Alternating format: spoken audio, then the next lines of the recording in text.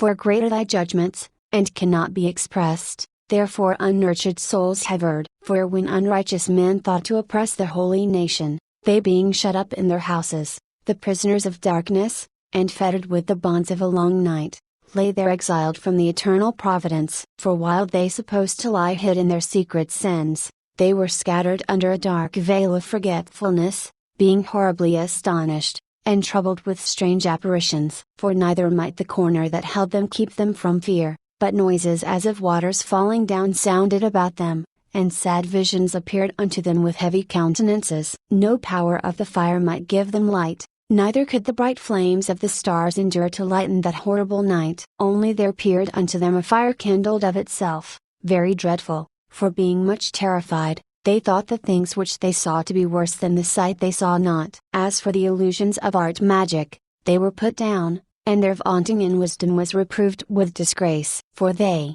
that promised to drive away terrors and troubles from a sick soul, were sick themselves of fear, worthy to be laughed at. For though no terrible thing did fear them, yet being scared with beasts that passed by, and hissing of serpents, they died for fear, denying that they saw the air, which could of no side be avoided. For wickedness, condemned by her own witness, is very timorous, and being pressed with conscience, always forecasteth grievous things. For fear is nothing else but a betraying of the succors which reason offereth, and the expectation from within, being less, counteth the ignorance more than the cause which bringeth the torment. But they sleeping the same sleep that night, which was indeed intolerable, and which came upon them out of the bottoms of inevitable hell, were partly vexed with monstrous apparitions, and partly fainted, their heart failing them, for a sudden fear, and not looked for, came upon them. So then whosoever there fell down was straitly kept, shut up in a prison without iron bars,